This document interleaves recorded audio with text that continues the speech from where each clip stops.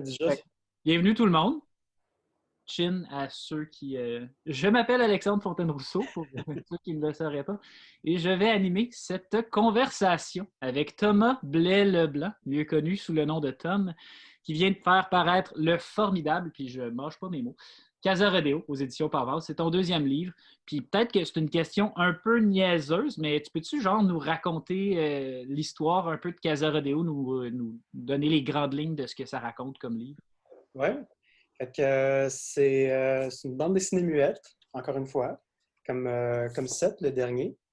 Fait que ça raconte les mésaventures de trois personnages. Il y a trois personnages principaux. Les Il y mêmes a, que dans 7, en fait. Hein? comment? Les mêmes que dans 7, on va se Ouais, le dire. c'est ça, les mêmes personnages que dans Seth. C'est juste que là, on suit toujours notre Caropin, le lapin auteur neurasthénique. On a Dessert ici, le cochon scientifique fou. Et on a Souchet, le canard mage mystérieux. Et dans le fond, dans cette histoire-là, on suit ces trois personnages-là après qu'ils se soient fait abandonner par leur maison. Ils font un énorme bordel chez eux, ils sont très excessivement chaotiques. Et leur maison en a assez et décide de les abandonner complètement. Fait qu'eux autres essayent de la retrouver au mieux qu'ils peuvent et de là par leurs aventures. Je me souviens qu'après la sortie de 7, tu parlais déjà du synopsis de Casa Rodeo. L'idée de la maison qui en a assez, des gens qui habitent dedans, qui quittent justement Titus et ses amis. C'est une idée que tu traînes depuis un bout de temps. Je me demandais d'où cette idée-là t'est venue, de un, parce que c'est un synopsis. Je pense pas à ma maison en termes de créatures ayant des émotions puis ayant un libre arbitre. Puis aussi, je me demandais aussi comment, au fil des versions, parce que ce que les gens ne savent peut-être pas, c'est qu'il y a environ, comme, je pense, 6 millions, je pense que c'est ça, 6 millions de versions du découpage Oui, de c'est Rodeo le qui nombre existe. exact. C'est general ballpark. Mais ouais, comment cette idée-là a évolué au fil des versions par rapport à ce que tu avais comme, mettons, comme premier pitch initial? Ouais. Sincèrement, l'idée, je ne sais pas d'où c'est qu'elle vient parce que ça fait 10 ans environ que je travaille sur cette histoire-là. Là. Okay. Ben, j'ai commencé à la faire en fin de secondaire, carrément, comme en 2010. J'ai j'ai- j'ai- j'ai carrément ici, je l'ai repêché, là, je l'ai retrouvé par miracle. Elle était perdue dans les catacombes de mes archives, là, mais j'ai été capable de la retrouver comme la première version de Wow. Casa Rodeo. Là, c'est sûr que c'est pas la meilleure qualité au monde, là. Puis il y a énormément de textes. Si Mais vous voulez. ça date de 2010, cette affaire-là, puis c'est juste 10 pages. Il y a du texte. Il y a du texte, il y a énormément de texte. Il y a trop de texte. Mais c'est ça, c'est juste, ça dure juste 10 pages. C'est les mêmes personnages. Euh, Puis dans le fond, je pense que j'essayais de faire un genre de pastiche de Roadrunner ou quelque chose. J'essayais de refaire un cartoon de Roadrunner, puis il n'y a rien vraiment qui se passe réellement. Mais tu sais, pour une raison ou une autre, j'avais tout de même vraiment le goût de travailler sur cette histoire-là. Fait que ça fait des années que j'essaie tellement là, de trouver comme une histoire à suivre avec l'image d'une maison qui abandonne ses locataires, puis j'avais tellement rien qui sortait. Là. La seule réflexion que j'ai faite pendant ces 10 années-là, c'est de trouver quel genre de patte la maison a utilisé pour courir. C'est la seule réflexion que j'avais. C'est bon de savoir tes priorités. C'est, ouais, Mais non, mais en même temps, c'est vraiment un pitch très Looney Tunes-esque, tu sais, parce ouais. que quand même, c'est une influence fondamentale pour toi, là, j'ai l'impression, les Looney Tunes. Oh, oui, ben c'est la base de la base. Je veux dire, c'est sûr que je suis allé voir autre chose qu'en termes de cartoon, mais ça reste dans le cartoon quand même. J'ai vraiment grandi avec les dessins animés, puis ouais, c'est ça. Les Looney Tunes ont toujours été au centre de tout ça, mais je pense qu'à ce moment-là, quand je faisais la première version de Casa Rodeo, j'avais le goût de faire un genre de synopsis un peu à la Monty Python, parce que je pense que j'écoutais beaucoup Monty Python dans ce moment-là. Là. Mhm. Puis je voulais faire une histoire vraiment absurde, pétée. Fait que je sais pas d'où est venue l'idée, mais je pense que ça vient en partie de comme Mais moi aussi, je veux faire un sketch de Monty Python. Là, Ah ouais, mais parce que c'est une idée, tu sais, je me rappelle, tu la racontais, puis c'était une idée, tu pouvais me raconter ton histoire en une phrase, puis c'est toujours ça que j'ai trouvé, tu sais, je me suis toujours dit, c'est une vraiment bonne histoire parce que tu peux me la raconter en une phrase, puis je sais déjà c'est quoi, puis j'embarque, puis je suis comme intrigué. Après ça, tu as fait, genre, comme je disais, environ 1000 versions du découpage de Casa Rodeo. Tu sais, pendant le processus éditorial du livre, tu sais, il y a un moment donné où je me rappelle, on avait une réunion justement par Zoom, puis je savais plus quelle version. J'étais comme, je vais quand même relire le PDF. J'avais tellement de PDF de découpage de Casa Rodeo, je pense que je suis arrivé à la réunion en ayant lu le mauvais parce qu'il y en avait tellement. Ouais.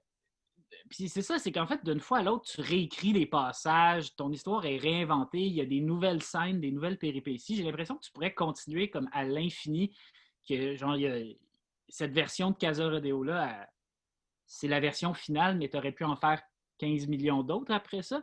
Quand est-ce que tu te dis, OK, ça y est, c'est ça qui est ça? Je pense que c'est une version assez finale pour que ce soit la version que je vais coucher au propre. Ben, c'est sincèrement, je veux dire, toutes les versions que je vous avais données, puis c'est ça, j'avais comme. Je recheckais mes fichiers, puis j'étais comme rendu à la version 30 ou quelque chose du genre. Là. Des fois, il y a certaines versions qui étaient juste comme 5 pages, là, puis j'étais juste comme non, ok, c'est pas ça que je veux faire.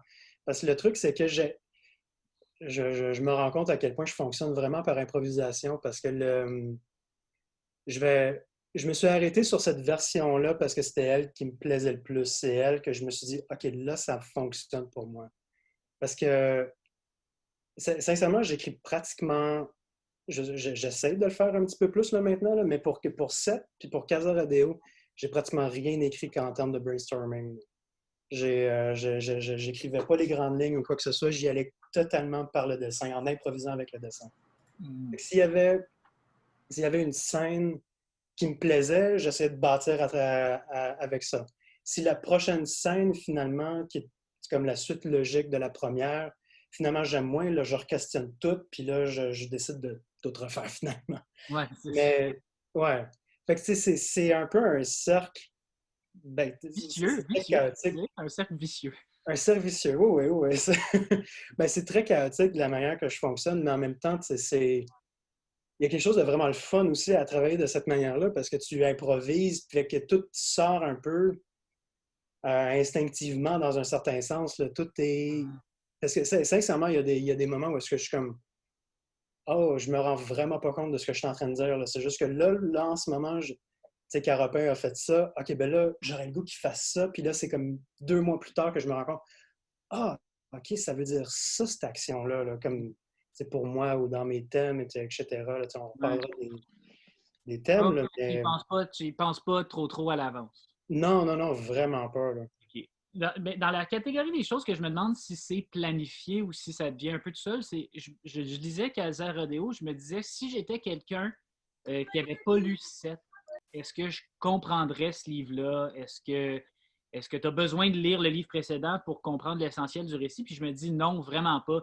T'sais, à la limite, même quelqu'un pourrait lire Casa Rodeo, puis ensuite lire 7, se dire finalement, c'est peut-être dans cet ordre-là qu'ils sont sortis. J'ai l'impression que oui, ça se passe dans le même univers, mais ça pourrait toujours un peu.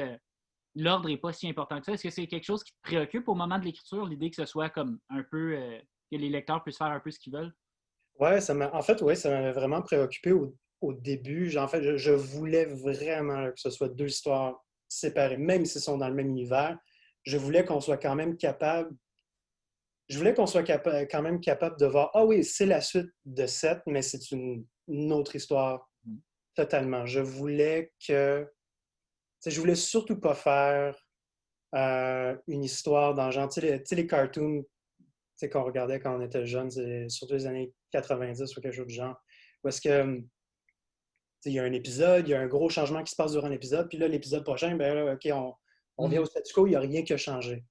Moi, je voulais vraiment pas ça. Là. Je voulais vraiment qu'il y ait une évolution chez les personnages. Je voulais qu'il y ait du temps qui se soit passé, puis que oui, on aille à une autre aventure, même si c'est avec le même monde. Parce que je me rends compte dans les premières versions que je faisais de Casa, il y avait beaucoup de ressemblances, en fait, avec Seth, je trouvais. Je veux dire, l'histoire, ça ressemblait. Mhm. les deux histoires se ressemblaient un petit peu trop. Puis là, j'étais, oh my God, je peux pas continuer de même. C'est pour ça aussi que j'ai fait une tonne de versions.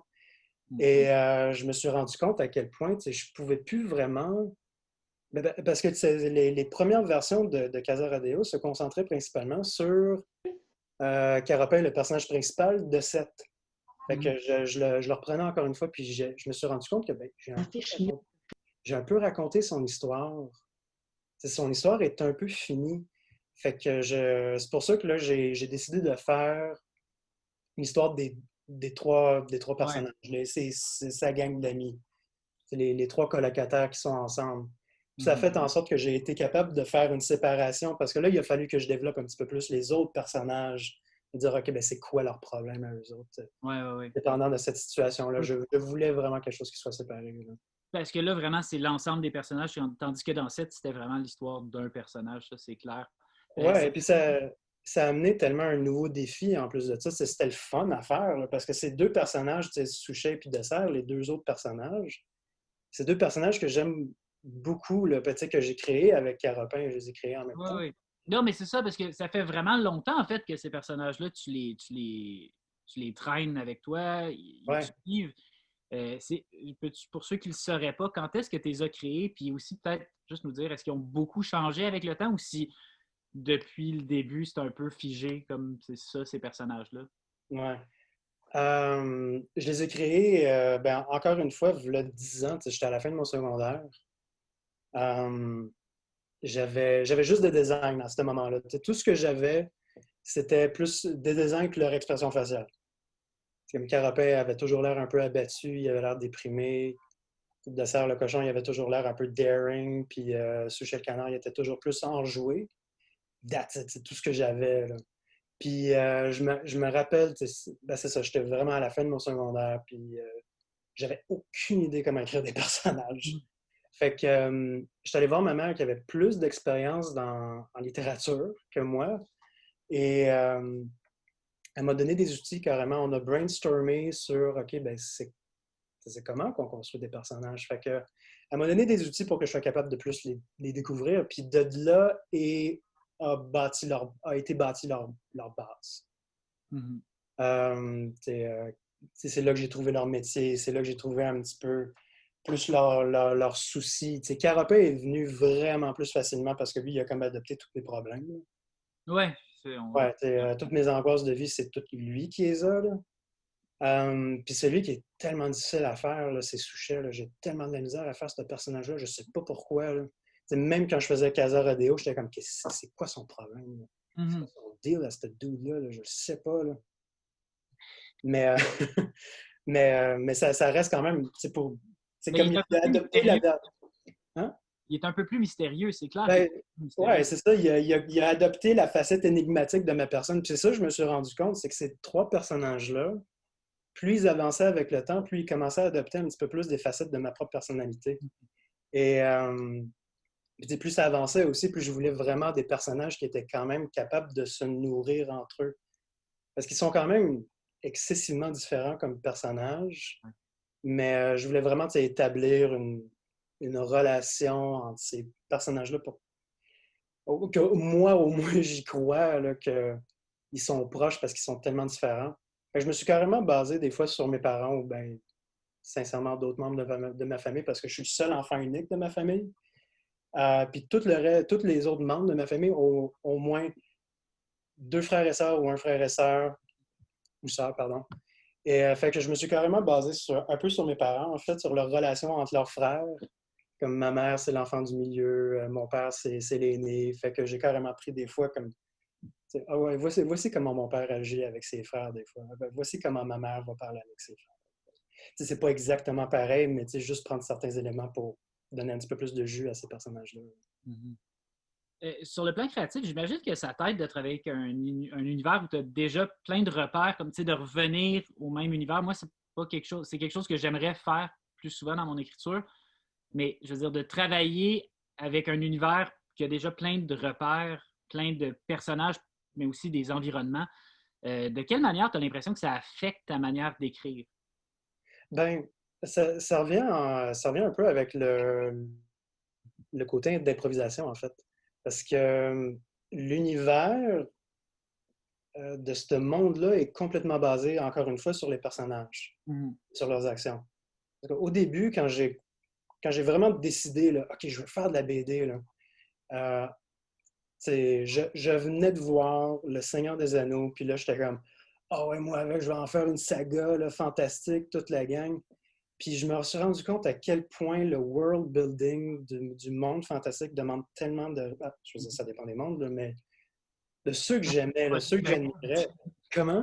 Il y a des mondes fantastiques qui sont botchés dans les raids et qui Ah tiennent oui, sur la complètement. coupe. Complètement. Mais si tu prends, on va dire, c'est le monde de Tolkien, il y a tellement de règles, Oui, oui. il y a tellement de lois à cet univers-là, puis je me perdais là, à chaque fois. Là. À chaque fois, je me perdais complètement sur qu'est-ce que je voulais que cet univers soit. Et c'est pour ça que je me suis vraiment plus concentré sur les personnages. Et les personnages sont devenus l'encre de cet univers-là. C'est eux autres, c'est par leurs actions, ils influencent l'environnement alentour d'eux autres. C'est comme si je prends, si je reprends 7, dans 7, il y a une séquence où est-ce que Carapin s'en va voir sa psychologue. Fait que là, moi, il fallait que je pense, OK, ben, où est-ce qu'elle est, sa psychologue? OK, ben, elle est dans le fond d'un lac. Puis son bureau, c'est quoi? OK, ben, c'est un scaphandre de plongée sous-marine. C'est qui sa psychologue? Ah, ben, c'est une pieuvre. Fait que là, l'environnement se bâtit un petit peu plus. Fait que c'est un petit peu été la base de cet univers-là, parce que c'est une histoire un petit peu plus introspective. Casa Rodeo, c'est vraiment une aventure. Puis c'était le fun d'avoir 3 personnages principaux parce que eux autres, c'est juste. Ils ont chacun leur voix un peu dans cette histoire-là. Et avec ça, j'ai été capable de vraiment explorer ce monde-là. Parce que c'est ça, c'est vraiment les choix des personnages qui me font décider, OK, ben là, il y a telle ville dans ce coin-là de la map. Ah ben, il y a tel océan proche de chez eux. On va dire. Et puis avec ça vient toute une signification un peu symbolique pour moi, parce que chaque place a vraiment sa raison d'être pour ce personnage-là. Fait que, ouais, en tout cas, puis c'est ça. C'est de l'improvisation, vraiment. Mais Je pense pas. Là. tu improvises lentement mais sûrement ta terre du milieu, par contre, parce que ça commence lentement mais sûrement. Si on regarde les 2 livres un après l'autre, on commence à quand même voir c'est quoi cet univers-là. Puis, en fait, je t'entends parler d'improvisation. Est-ce que des fois, c'est juste une joke qui va t'inspirer? Est-ce que tu te dis, ben, je veux faire cette joke-là, fait que je vais créer cet environnement-là pour essayer de livrer cette punchline-là? Est-ce que tu.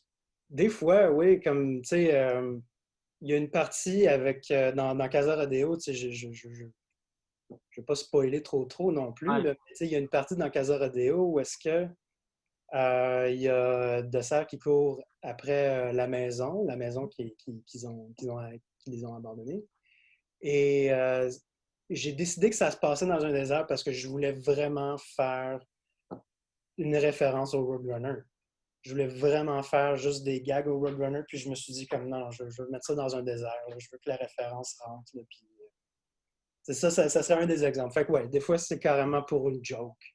Mais des fois c'est carrément juste à cause que c'était ça que je sentais qu'il fallait que le personnage fasse, mais je savais pas pourquoi encore. Ouais.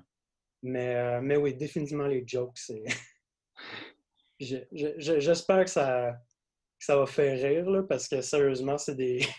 Ben, moi, je trouve que c'est un livre qui est vraiment drôle, puis je trouve aussi que c'est un livre qui est vraiment surprenant dans la mesure où des fois, je me dis, la manière dont ton imaginaire fonctionne me surprend constamment, puis c'est aussi de là que le rire vient. Là. C'est de l'espèce de. Je ne m'attendais pas à ce que ça aille là, puis OK, on est rendu ici.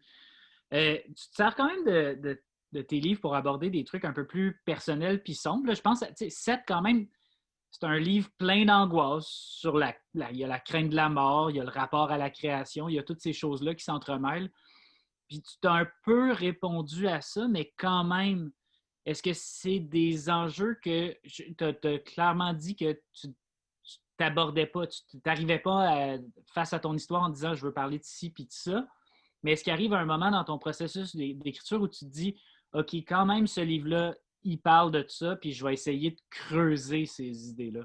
Ouais, je pense que c'est justement quand j'ai fait assez de scènes puis j'ai fait assez de versions de Casa Rodeo quand je me dis mais que là, je vais me dire OK, c'est de ça que ça parle. Puis là, je me campe. Puis c'est vraiment un processus de fou là, maintenant que je le dis tout haut, là, mais je veux dire, c'est tellement le fun de faire ça en improvisant par le dessin. Mais ouais, c'est ça. Fait il y a, il y a, il y a des thèmes qui sont sortis de là que je fais comme oh, wow, ok, j'avais vraiment ça sur le cœur. Là. Mhm. Mais tu sais, t'as des. Ouais, je me demandais, là, tu sais, c'était quoi cette histoire-là, là, tellement, là, puis je me suis vraiment fait prendre par surprise. Mm. Ben, est-ce que Définitivement, parce que mais, tu sais, c'était vraiment quelque chose que je me rends compte que, oh shit, ok, j'avais besoin de raconter ça, là. Je pense que j'avais Mhm. vraiment ça sur le cœur, ça avait besoin de sortir. Ben, est-ce que tu veux en parler un peu des, tu sais, sans non plus tout disposer trop clairement, puis sans empêcher les gens d'interpréter le livre comme ils veulent, parce que c'est quand même, ça fait partie du plaisir de la lecture, mais est-ce que tu peux nous parler un peu des thèmes que tu abordes dans Casa Rodeo? Oui. Euh, ben, le premier thème, je dirais, c'est l'élément déclencheur, c'est quand ils se font abandonner. Fait que t'as le thème de l'abandon, littéralement, c'est ça qui pousse, c'est ce feeling-là qui pousse les personnages à avancer et, euh, et qui se rendent compte, ils se rendent compte relativement vite qu'ils ne pourront pas revenir en arrière. Tu sais, le retour en arrière est impossible. Et que c'est une histoire qui parle nécessairement de faire la paix avec les changements que tu vas faire, mais surtout faire la paix avec l'idée que euh, ce que tu veux n'est pas nécessairement ce que tu as besoin. Euh, fait que les personnages en bavent beaucoup parce que chaque personnage va avoir sa propre réaction face à cet événement-là.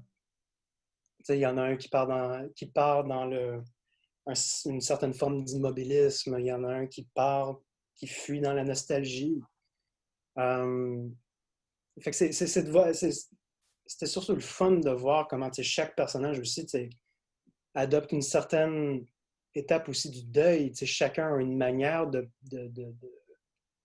faire un peu la paix avec ce qui est arrivé, puis essayer de régler ce problème-là. Euh, puis c'était tough là, d'essayer de leur trouver Mhm. des, euh, des solutions parce que la plupart du temps, eux autres, ils étaient pris, puis moi-même, j'étais pris. Là, les personnages me suivaient énormément, là, puis c'est des fois quand eux autres débloquaient que je finissais par débloquer dans ma propre vie. Mhm. Puis comment tu gères ça, l'équilibre entre l'humour et le drame dans une histoire, tu sais, parce que ça finit finalement le livre quand on le lit, on se dit pas quel magma d'angoisse existentielle. Tu sais. Je veux dire, comment tu te dis, ok, finalement, faut quand même que ça reste joyeux, tu sais. Ouais, ben je pense que ça va le rester par par comment les personnages sont. Ils sont littéralement des cartoons. Mhm. Ils font les actions qu'ils donnent, c'est des actions de cartoon. S'ils vont faire une bataille de tarte à la crème, ça va arriver, là, mais ça reste quand même de qu'est-ce qu'ils vivent, c'est quand même tough. Ouais. Je ne veux jamais m'éloigner de ça. Là, je veux toujours garder. Mais je dois dire que j'y pense pas trop, là, mais c'est définitivement quelque chose que j'ai appris que, OK, je veux pas que ce soit trop triste, mais je veux pas perdre le drame non plus. Là. Il faut qu'il y ait un équilibre entre les deux. Puis c'est surtout le fun quand c'est très enjoué, c'est drôle et tout ça. Puis là, à un moment donné, tu te rends compte que la réalité leur fait face et là, le drame arrive. Mhm. Quand tu dis une joke, souvent c'est le fun d'arrêter avec un punch de drette dans le guts, de juste Ouais, OK, ouais. voici le drame qui t'éclate dans la face. Là. Fait Euh, que j'essayais un petit peu de faire ça, pas pour dire que j'y arrivais super bien ou hum, whatever. ouais, Vraiment pas, mais c'est quelque chose ouais, que j'essayais super vraiment de bien. faire. Tom, tu y arrives super bien. Mais c'est ça, mais c'est ça, parce que ça reste fondamentalement humoristique, puis je veux dire, on peut peut-être parler de l'influence du slapstick, du cartoon, on en a vaguement parlé, mais peux-tu nous parler de vraiment plus spécifiquement ce qui t'a marqué comme inspiration à ce niveau-là? Ben ouais, ben, je veux dire, c'est comme on avait dit au départ, quand tu parlais des Looney Tunes, c'est vraiment eux autres, c'est la base de la base. Là. Les Looney Tunes, ça a vraiment été mon école. Je me rappelle, pour... je pense que j'avais reçu pour ma fête, là, j'avais comme reçu deux DVD là, de rien que des Looney Tunes. Là, puis je passais des jours puis des jours juste à regarder ces affaires-là. Quand j'étais kid, là, j'essayais de zapper là, la télévision pour trouver un cartoon des Looney Tunes. Puis à chaque fois, c'est un cadeau, là. C'est vraiment un cadeau parce que chaque personnage des Looney Tunes, c'est ça que j'ai fini par apprendre, a vraiment sa manière de bouger, ses propres expressions faciales. Fait que ça a été un peu... Les Looney Tunes ont un peu été l'école de ce qui est devenu une BD muette pour moi. Ça a été l'école du pantomime, l'école de l'expression faciale. Ben, même s'ils sont extrêmement... Même s'ils sont extrêmes, c'est le fun de voir comment chaque personnage a sa manière de réagir et a sa manière de bouger, même juste comment il se déplace dans le monde. C'est quoi son but dans la vie. Là. Puis ils ont tellement été capables de traduire ça. En tout cas, je pourrais tellement parler longtemps avec les Toons. Mais un autre de mes influences, là, en ce moment, qui est encore dans les dessins animés, qui est moins slapstick, j'ai bingé là, récemment les films de Isao Takahata. Ah oui. C'est un des réalisateurs du Studio Ghibli. Là. Qui est moins connu que Miyazaki, mais qui est comme, à la limite, je trouve que quand je vois je les trouve plus touchants, à la limite. Là. Ouais, ben j'adore Miyazaki, là, sincèrement. Là, puis il reste lui-même dans mes influences, mais là, en ce moment, là, Takahata, là, les unes, je Ouais, pleurais mais à chaque fois. Là. Miyazaki m'a jamais fait pleurer genre 20 minutes d'affilée. Genre, Ouais, c'est ça. C'est exact. Ouais, ouais, c'est ça. C'est parce que ce qui est le fun dans Takahata, c'est tous les détails, entre guillemets, inutiles qu'il va mettre. Que, je pense qu'il y avait beaucoup de monde là, qui disait de son travail pourquoi c'est dessiné. Il n'y a aucune raison pourquoi c'est dessiné. Puis après coup, quand tu regardes ces films, tu es comme, OK, je l'aurais pas vu autrement. Mm-hmm. C'est les petits détails subtils qu'il va mettre. Comme j'ai écouté un vidéo essai là, récemment là, sur lui, sur son travail.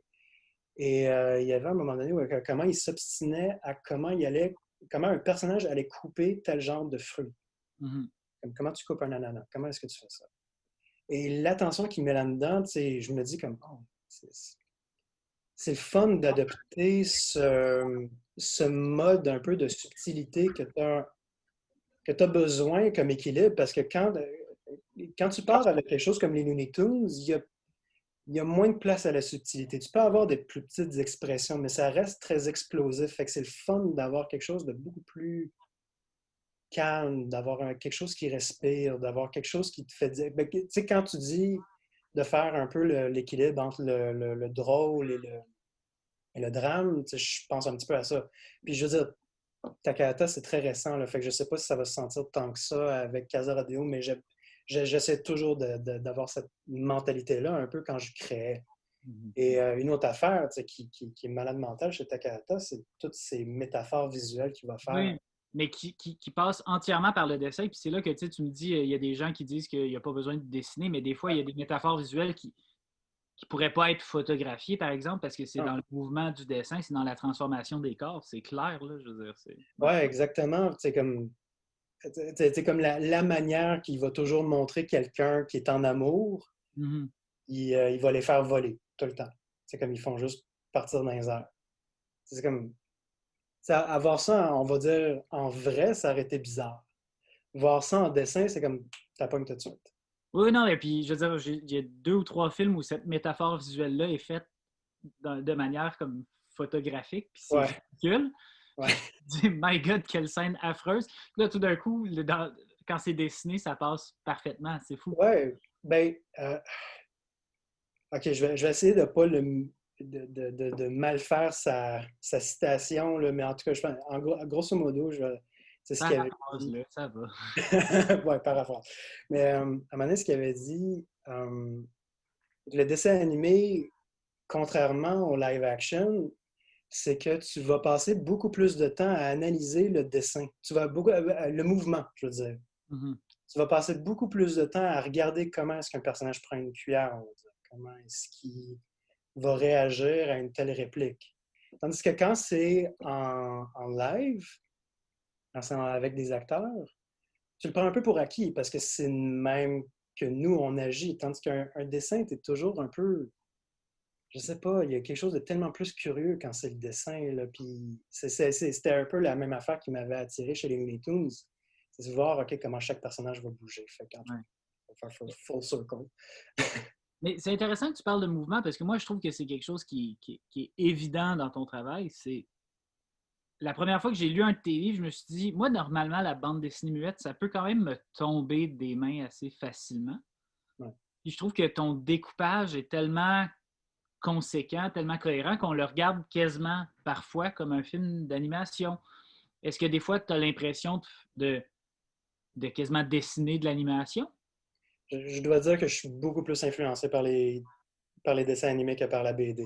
Mhm. Même, même de la BD muette, je dois dire, j'en ai pas Ouais, lu tant que ça. J'en ai lu, puis il y en a que j'adore, là, comme The Arrival par Chantal. Là, ouais. c'est super beau, là, mais c'est pas ça qui va m'influencer parce qu'il n'y a pas vraiment de mouvement, c'est de l'atmosphère dans ce livre-là. Mhm. Fait Non, mais moi, je pense, quand je te lis, je pense un peu à Jim Woodring. Je sais pas si tu as ouais, lu ben, Jim Woodring, mais ça c'est drôle en fait, parce que ça, je me rappelle que tu m'as dit ça, tu m'avais dit, ça me faisait penser à Jim Woodring. Après que j'ai publié 7, puis j'étais comme, c'est qui lui? Fait que je suis carrément allé voir à la bibliothèque. En fait, j'ai jamais lu de Jim Woodrick. Ben, là, je l'ai lu, là, mais quand mhm. j'avais créé ce monde-là, j'y pensais pas.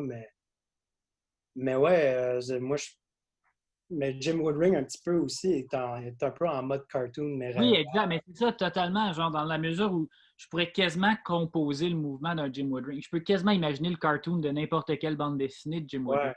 Mais moi, je triperais ma vie, là, si un de mes livres finit en cartoon, là, moi, Ouais, je c'est vais cool. regarder le film puis je vais finir raide mort. Ça va être le Mais truc de ma vie. Là. c'est quelque chose que tu voudrais faire. Je sais pas si je le ferais. Ah ouais, ouais, ouais, ouais.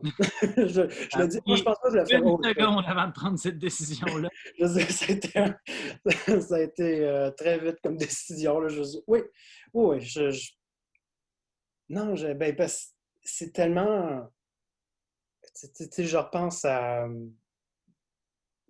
Je pense que le film qui m'a vraiment donné le goût de faire de la BD, de la BD muette, c'était carrément un film d'animation entre guillemets muet. C'était Les Triplettes de Belleville de Sylvain Chomet. Là, Mhm. Ouais. qui me...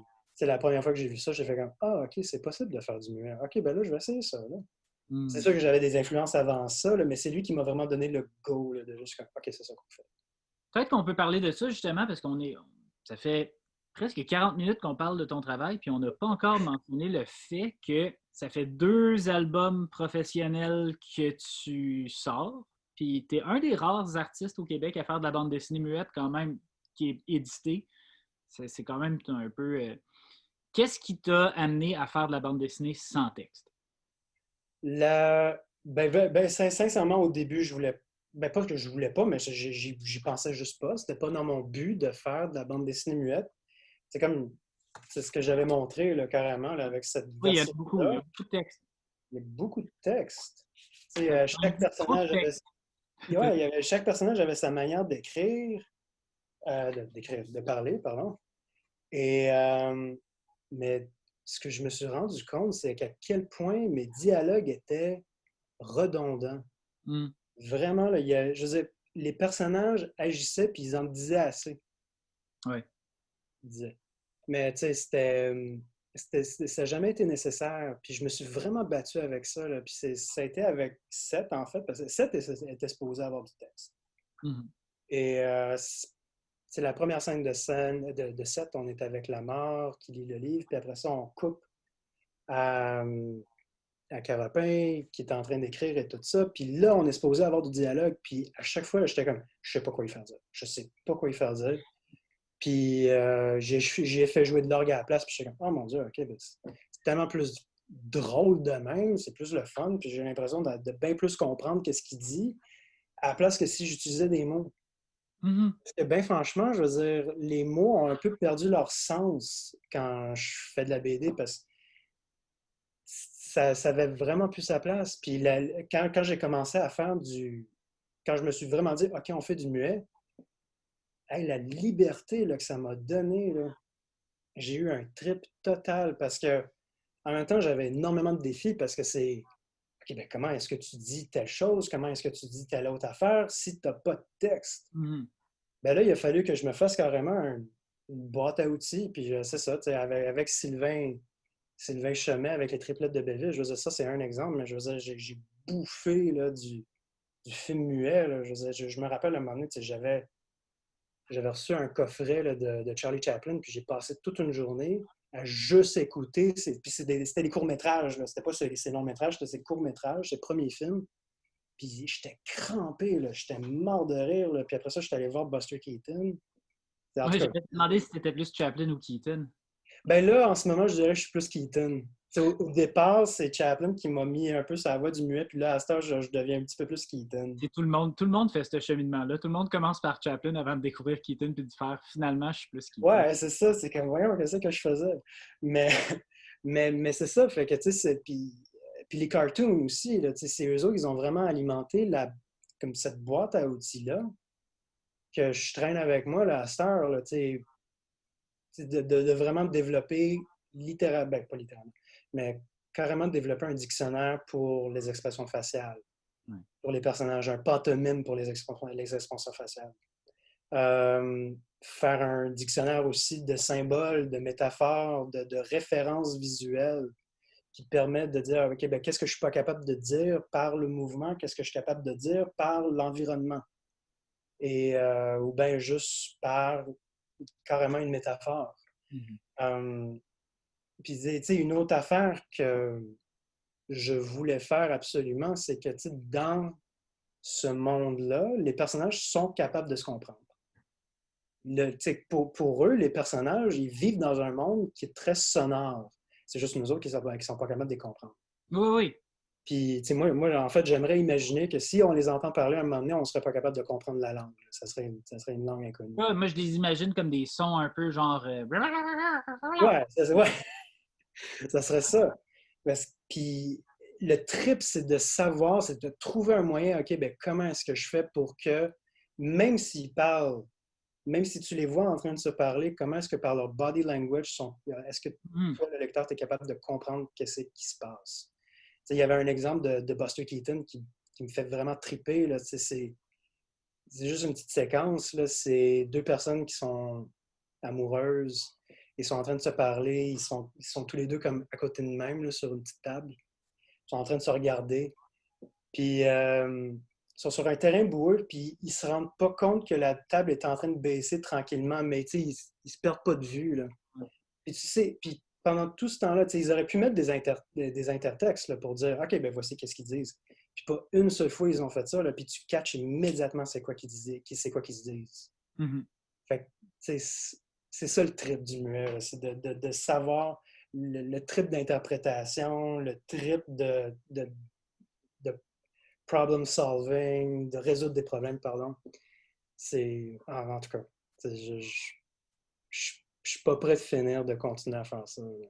Puis est-ce que tu t'imagines que t'es pas prêt de finir, mais est-ce que tu t'imagines d'autres histoires avec ces personnages-là spécifiquement?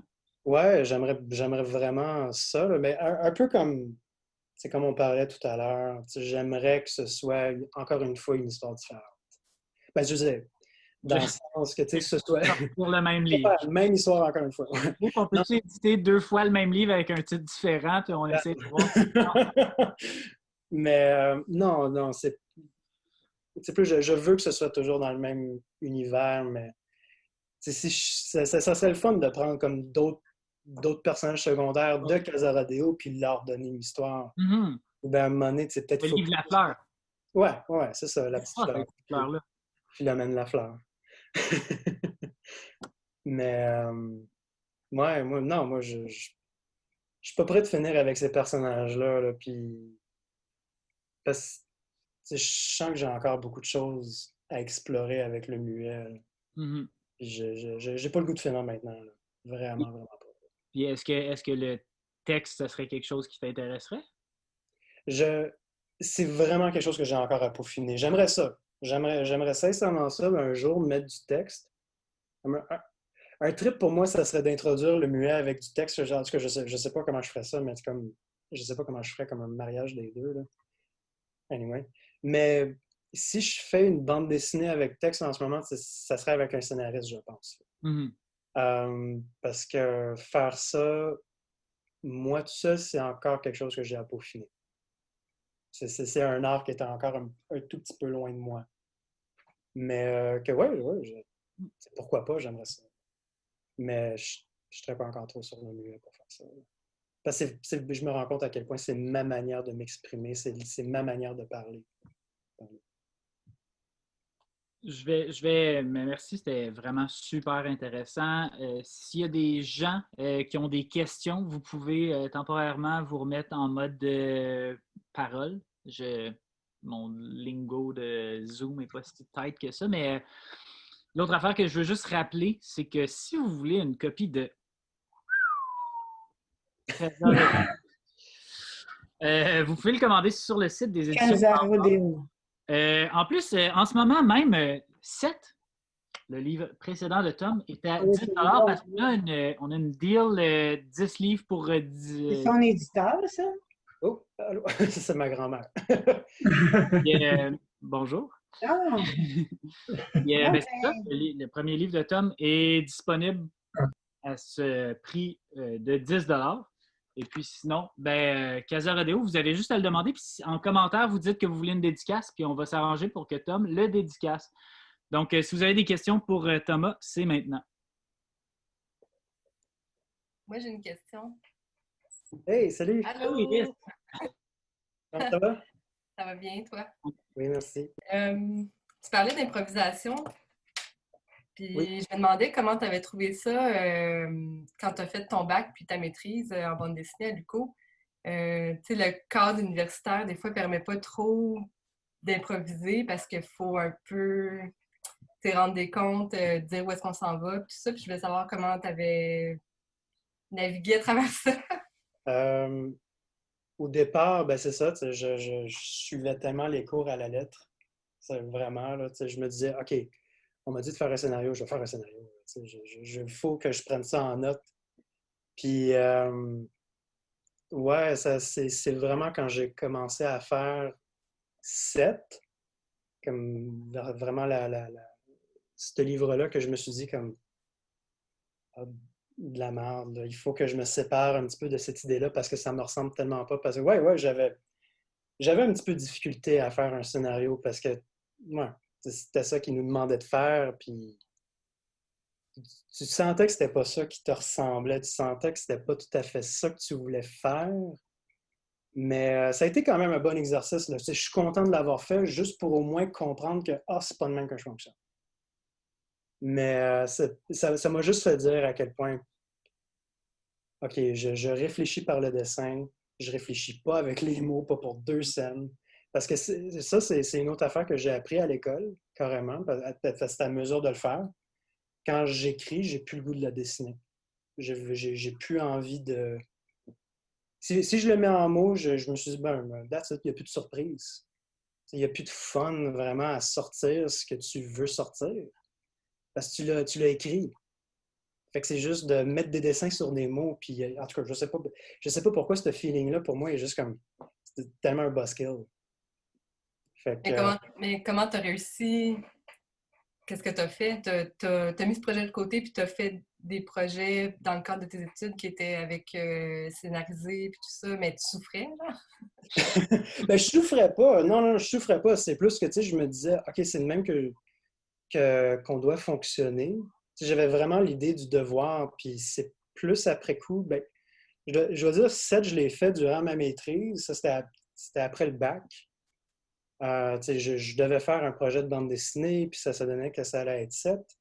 Puis j'essayais tellement là, de reprendre ces règles-là, finalement. J'essayais tellement de le rationaliser, si tu veux, comme on m'avait appris à le faire. Et c'est un peu par défaillance que je me suis dit comme non, je veux juste sortir ce que j'ai en tête. C'était plus que tu avais. J'étais sur le bord d'exploser à un moment donné. Là, je voulais juste sortir ce que j'avais sur le cœur. je veux pas prendre le temps de l'écrire, c'est juste pas le fun. C'est plus moi qui ai arrêté ça, là. Puis ouais, je suis arrivé à une certaine écœurette, en fait. Mais je suis content de l'avoir essayé quand même. Je suis content de l'avoir essayé. Parce que ça m'a vraiment dit comme, OK, c'est juste pas pour moi. Ben, c'est juste pas moi, en fait, je devrais dire. Est-ce qu'il y a quelqu'un d'autre qui a une question? Oui, j'aurais une question, moi. Hey, salut! Déjà, bonjour. Bonjour, Thomas. J'ai une question par rapport au... J'aurais fermé la fenêtre de mon salon. Je me demandais, est-ce que tu allais faire une bande dessinée sur Kerplunk à un moment donné ou faire un cameo ou quelque chose? Parce que je trouve que c'est un personnage qui est vraiment très, très drôle et qui a un gros potentiel d'histoire. Ouais, ben, pour ceux qui ne savent pas, Kerplunk, c'est un personnage que j'ai développé avec mon ami. C'est un personnage de Donjons et Dragons qu'on a créé. Et ouais, pourquoi pas, ça serait le fun de faire un personnage parce que c'est justement un personnage. Même mes personnages de Donjons et Dragons ne parlent pas. Même lui, il a de la misère à parler. Je fais même des personnages qui ont de la misère à communiquer. Fait que oui, il pourrait vraiment y avoir une BD muette sur Kerplunk, pourquoi pas.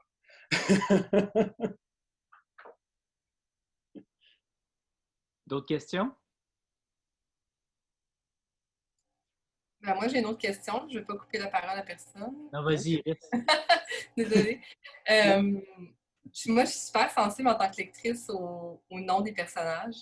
Puis j'adore les noms de tes personnages. Oui, ok. Puis je suis vraiment intriguée par Dessert, là, comme je sais pas, je me demande pourquoi tu as appelé ce personnage Dessert. Puis en général, je veux juste savoir comment tu trouves les noms de tes personnages. Est-ce que ça te pop comme ça? Tu dis que c'est des personnages que tu avais depuis le secondaire. Ouais. Comment tu trouves? Est-ce que tu as aussi, ma deuxième partie de la question, est-ce que tu as comme une banque de noms que tu te dis à un moment donné, je vais utiliser ces noms-là pour d'autres personnages? D'habitude, c'est toujours le design du personnage qui vient avec. Je veux dire, après ça, je vais amener le nom. Je vais faire le design du personnage, puis là, je le nomme. Dessert, c'était. Ça, en fait, ça aussi, c'était quand. Dès que je l'ai créé, c'est là qu'est arrivé le nom, mais ça, je donne le crédit à ma mère. Pour tous les autres noms, c'est moi. Lui, c'est ma mère. Parce que quand je disais que j'ai fait un brainstorm pour qu'elle me donne des outils, tout ça, c'est une des affaires qu'elle a rajoutées à la création. Parce que j'avais décidé que Dessert allait devenir un botaniste, qu'il allait être un scientifique et qu'il allait beaucoup se baser sur les plantes pour faire ses potions, pour faire ses expériences et tout ça. Puis c'est ma mère qui a shooté le nom Dessert. Puis ça a tellement été... Je sais pas, c'était le fun comme nom. Là. Puis toi, en fait, tout le monde me demande, c'est-tu la mère de serre? Je suis comme, non, c'est carrément la serre. Caropin, c'est un peu stupide comment son nom est arrivé. J'ai juste mélangé le nom carotte puis lapin. C'est vraiment juste ça. Souchet, lui, c'était... Souchet, c'est... Parce que je voulais un nom d'artiste. Parce qu'au début, Souchet, c'était... Tu le vois aussi dans Casa, mais principalement dans Seth, c'était un peintre. Et fait que je voulais un nom d'artiste. Puis ça a vraiment pris du temps. Fait que là, j'ai juste regardé comme une liste de noms de canards sur Wikipédia. Là.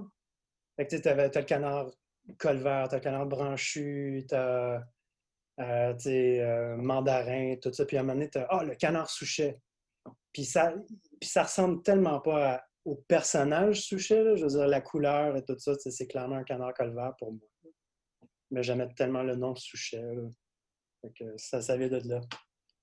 Philomène Lafleur, j'ai zéro idée d'où c'est que ça sort. C'est juste, OK, Philomène, let's go. Puis je me suis rendu compte peu après, excusez, je m'éternise vraiment là-dessus, là. Mais Philomène Lafleur, j'ai nommé ce nom-là un peu par hasard, puis je me suis rendu compte peu après que c'était le nom de mon arrière-grand-mère. J'avais comme, wow, OK, en tout cas, ça m'a vraiment fait triper quand j'ai su ça. Là. Anyway, voilà pour les noms. Est-ce que quelqu'un d'autre et ou Iris a d'autres questions pour nous? Moi, j'aurais une question. Salut, Tom. Hey, salut! Alors, ça va? Ça fait longtemps, oui, ça va bien. Oui. Long time no see, stranger. Oui.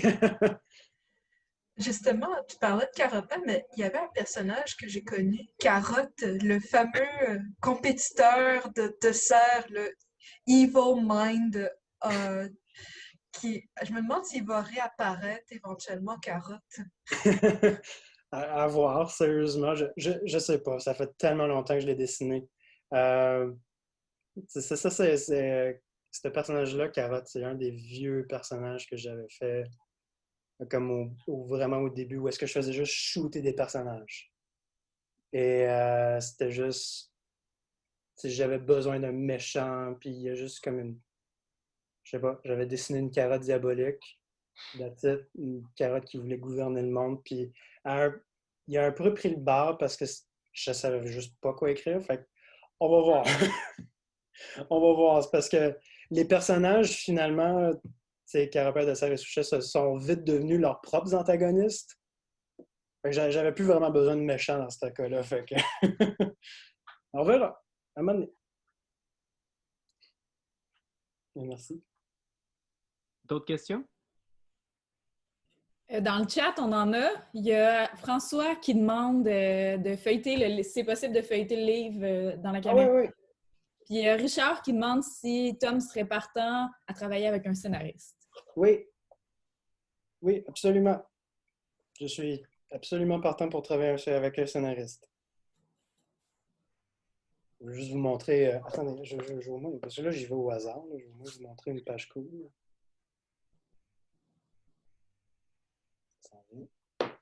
Ça a été l'enfer à faire. C'était la double page qui montre le voyage des trois quand ils sont en train de pourchasser leur maison. Il y a quelques pages là-dedans qui étaient tellement un trip à faire. Là, comme... je me suis un peu... Il y a un moment donné où est-ce que je me suis un peu inspiré de Mazril là, pour faire des scènes là, comme, tu sais, il y a une scène de ville. Parce que je me suis vraiment inspiré de ça, qui était tellement un trip à faire. Cette page-là. Ça va être la dernière. Là, j'arrête après ça. C'est une de mes préférées. J'ai vraiment adoré la faire. C'était un environnement basé sur un film qui s'appelle Angel's Egg, que je conseille à tous. C'est vraiment bizarre, mais c'est un très bon film. Voilà. Il y a Richard qui renchérit en disant est-ce que tu te ferais mettre sur la corde raide avec un scénario qui sort complètement de ton monde? Oui. Oui. Ben, je veux dire, tu sais, ça serait vraiment le fun de juste faire quelque chose qui est vraiment différent. Là. Tu sais, j'aimerais ça, essayer ça. Là. Parce que mine de rien, tu sais, je dis toujours que tu sais, il y a des trucs à explorer avec le muet et tout ça. Tu sais, j'aimerais ça, essayer quelque chose qui est juste pas dans mes habitudes, là, que, tu sais, que je suis capable de dessiner, là, mais tu sais, qui est juste très contraire. Là. Tu sais, on va dire je dessine des humains. Ça serait intéressant. Là. Dessiner faire du texte. Ça pourrait être le fun, là. Vraiment. Non, je serais totalement partant.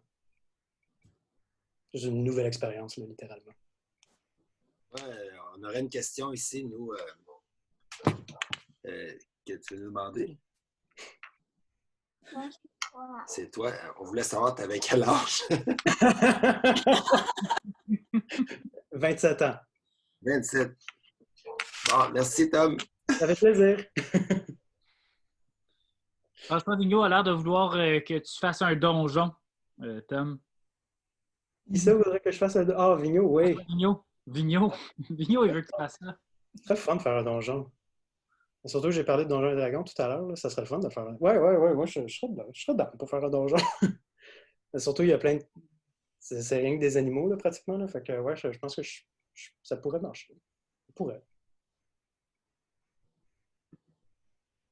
Est-ce qu'il y a d'autres questions? Ça fait 1 heure. Je peux peut-être rappeler une dernière fois que ce livre est officiellement en librairie, mais aussi sur la boutique en ligne des éditions Pow Pow. Puis si vous mettez dans les commentaires que vous voulez une dédicace de Tom, on va s'arranger pour que ce soit comme un vrai lancement, puis que vous ayez une dédicace de Tom dans votre livre que vous commandez sur le site des éditions Pow Pow. Fait que merci, j'imagine. C'est comme ça qu'on finit un lancement en ligne ou... Ouais, on dit un beau merci. Parce que Ok. c'était vraiment le fun. Ben, merci aux éditions Papa. Merci à Chloé. Merci à Luc. Puis merci à toi, Alexandre, pour l'entrevue. Là. C'était vraiment super. Ben, ça m'a fait plaisir. Ben, moi, c'était vraiment, vraiment super cool de faire ça. Mais merci tout le monde, pour tout le monde qui est venu. C'était vraiment le fun. Là. Je vois vos messages. Là. Merci beaucoup. C'est super sweet. Je suis vraiment content. C'est dommage qu'on n'ait pas pu faire ça en vrai, mais tu sais, on se retrouvera un moment donné, ça c'est sûr et certain. Puis j'ai beaucoup aimé ça faire ça avec vous autres. Ça a été. C'est pas la même chose que de faire ça dans un lancement traditionnel, mais ça a été un excellent substitut. J'ai beaucoup aimé faire ça.